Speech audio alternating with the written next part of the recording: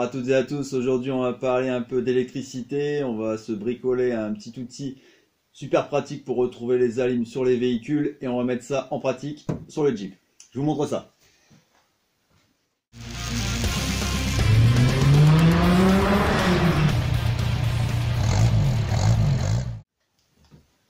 Alors, premièrement, quand vous voulez vous mettre à dépanner tout ce qui est électrique sur un véhicule ou même en général dans la maison, c'est pour ça aussi que j'ai ça, il y a ce qu'on appelle un multimètre. Ça c'est, j'en avais déjà parlé sur, je l'ai déjà utilisé dans une vidéo où je cherchais une panne sur le feu arrière de la BMW que je vais vous mettre ici. Et ça fait, vous avez toutes les fonctions en fait là-dessus. Vous avez les volts alternatifs, ça c'est pour tout ce qui est maison. En fait, quand vous cherchez à bricoler dans votre maison, vous avez besoin de ça. La partie ohmmètre, la partie bip bip, là c'est aussi en ohmmètre, mais c'est plus pour retrouver la continuité. En fait, quand vous allez le mettre en haute, c'est ce que j'avais utilisé pour l'ampoule. Si vous voulez tester une ampoule, vous branchez les deux bornes, un sur le culot, un sur la pointe. Si ça sonne, votre ampoule est bonne. Idem pour un fusible, sur chaque côté. Ensuite, ici, là où je racontais des conneries, c'est pas ohmmètre, mais c'est les ampères. Là, vous avez l'ohmmètre qui donne la résistance.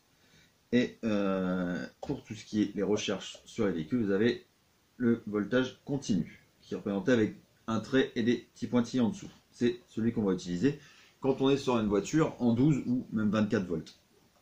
Vous prenez certains Toyota, ils sont en 24 volts. Donc ça c'est très pratique pour prendre directement des mesures, ça vous donne une indication vraiment de la mesure que vous avez pour prendre une tension de batterie, c'est aussi très pratique, mais parfois quand vous devez être sur une recherche de panne pour chercher, c'est pas toujours facile de pouvoir regarder l'écran et vous pouvez, ça je vous le dis c'est parce que je le tiens de mon père qui est électricien, vous pouvez vous choper des retours sur un véhicule et en fait avoir du 12 qui s'affiche sans vraiment avoir 12 volts. Ça peut paraître très con, mais ça m'est déjà arrivé. En fait, avec des retours, c'est pas vraiment une alim que vous avez. C'est même pour moi, je comprends pas ce que je dis. Mais c'est un truc que je fais confiance. Moi, je fais confiance. C'est le padré qui l'a dit. Il est électricien et je fais confiance. Et donc, c'est là où il m'a sorti une autre théorie que je vais vous montrer aujourd'hui. Parce que après le Matrix, il y a un autre outil très pratique. Je vais vous chercher ça. Hop.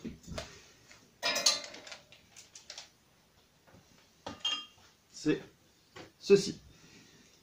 Alors, c'est un outil qui vous permet de pointer sur une zone précisément et avec la pince de vous accrocher sur quelque chose. Donc l'idée, c'est de choper une masse du véhicule. Idéalement, si vous êtes dans le moteur, vous branchez directement sur la masse de la batterie, sauf si évidemment vous êtes sur une BM et que vous avez la batterie dans le coffre, mais sinon vous branchez directement sur la batterie ou sur la caisse, en étant bien sûr que c'est une partie de caisse métallique, vous allez retirer la peinture, qu'elle est bien à la masse, qu'il n'y a pas d'histoire. Et avec ceci, vous venez pointer. Si vous avez une alimentation électrique, en plus, il y a une lampe qui va s'allumer dedans. Et ça, il n'y a pas de feinte, si vous chopez un moins à droite à gauche, il ne va jamais s'allumer. Et vous n'aurez aucun retour. Donc ça, c'est très pratique, c'est un outil que j'ai récupéré chez le padré aussi. Il avait un peu laissé tomber la mécanique, du coup maintenant je récupère tous ces outils et je ne vais pas m'en plaindre. Hein. Donc ça c'est très pratique. Mais si vous ne l'avez pas, vous pouvez vous en fabriquer un à moindre coût avec 2-3 bricoles dans le garage. Voici l'objet en question. Ça fait longtemps que j'en avais un autre en fait. Et là j'en ai refait un exprès pour la vidéo. C'est un truc que je laissais, ça généralement en fait lui il est directement dans le coffre du Jeep, il est dans une caisse à outils, je l'ai toujours pour au cas où si je pars dans un dépannage, un truc à faire, s'il y a une couille dans le pâté, je sais que je l'ai. Et ça c'est ce qui reste plutôt chez moi. Même principe, là c'est un répétiteur, c'est une douille en fait qui est sur un phare arrière, sur ce que vous voulez. Là-bas j'avais un répétiteur, c'est mieux un répétiteur d'aile de je sais plus quoi d'ailleurs. C'était un truc rond sur une Fiat. C'était très pratique parce que l'ampoule était isolée en fait évidemment à l'intérieur du truc en plastique, là elle l'est pas, mais bon, on va pas marcher dessus ou lui claquer par terre, il n'y a pas trop de danger. De ce côté d'une borne, la pince crocodile que vous retrouvez surtout là, ici, et de l'autre côté là j'ai une cosse il suffit simplement de brancher, si vous avez besoin de pointer, il suffit de vous faire un petit un manchon à mettre ici avec une grosse plaque. Vous allez en prendre dessus, une tige métallique ou n'importe quoi, et clic, vous venez vous pointer dessus. Mais là, pour celui-là, c'est même pas vraiment le but principal, c'est de pouvoir se brancher sur une cosse ou quelque chose qui a besoin d'avoir un actionneur. Par exemple, si vous voulez pointer quelque chose qui a du courant, vous allez y aller, vous pointez, vous l'avez direct. Si vous devez vous brancher par exemple à l'avant du véhicule, vous sentez que je vais me brancher à l'avant du véhicule après, et qui a besoin d'actionner quelque chose pour trouver.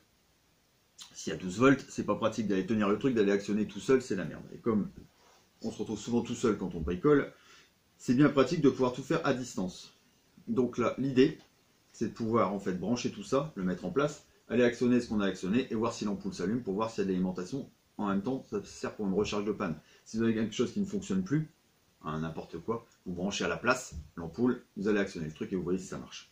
Donc là, ce qu'on va faire, c'est que là-dessus, je dois retrouver le fil du klaxon, parce que je ne sais plus exactement où il est. Je pense qu'il est là, parce que je l'ai repassé après. Normalement, pour ceux qui connaissent, ils sont fixés en bas des ailes. Et moi, j'ai modifié les ailes avant, ils sont remontés, et j'ai viré les supports. Donc le klaxon a viré avec. Et là, je vais le remettre au niveau de la calandre. J'ai repassé le câble, mais comme j'avais viré pas mal de câbles à ce moment-là, je ne suis plus sûr de mon coup. Donc on va tester ça tout de suite avec cet outil-là, ce petit bricolage, pour pouvoir brancher ça, mettre l'ampoule en visu et pouvoir appuyer sur le klaxon de l'intérieur. Je vous montre ça. Je vais profiter que j'ai accès à la batterie pour vous montrer l'histoire du truc. Là il y a la masse, branché sur la masse, mais chauffer le plus, voilà, ça allume le truc. Ce qui vous permet en fait d'aller vérifier si vous avez des 12 volts à droite à gauche. Ça c'est l'idée de base. Maintenant il faut que je retrouve mon fil qui est planqué normalement quelque part ici.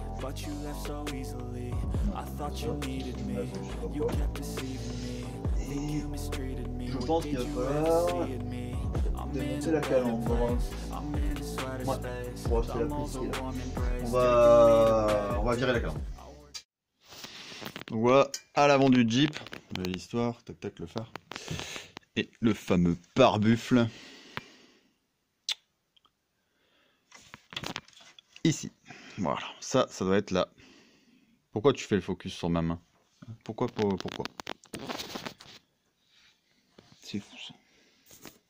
Oh. Voilà, tu vois quand tu veux.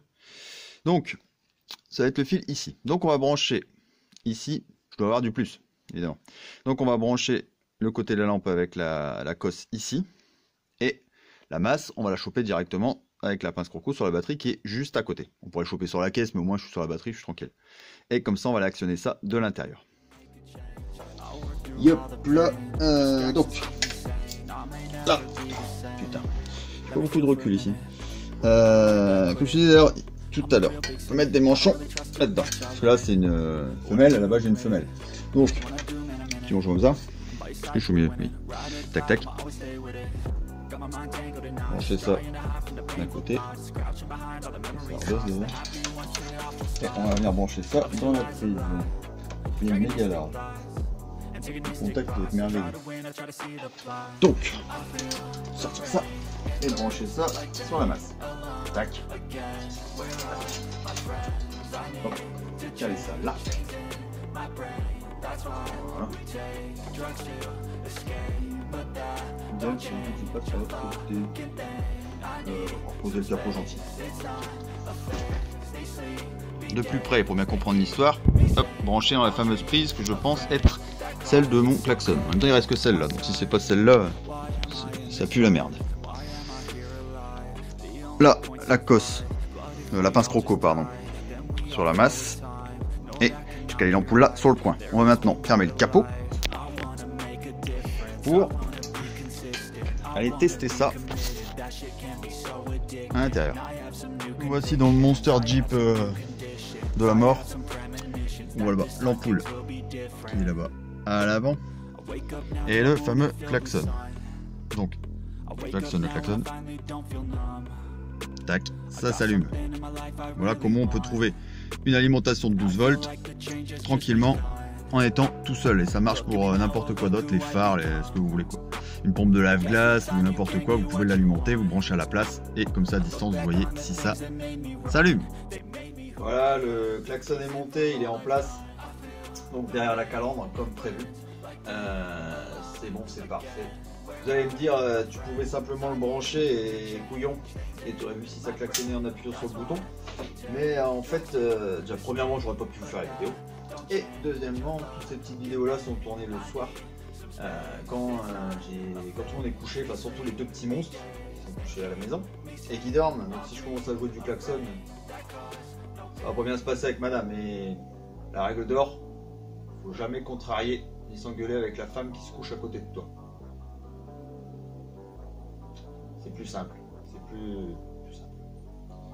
Sur ce, je vous dis à très bientôt. Bonne bricole et prenez soin de vous. Ciao!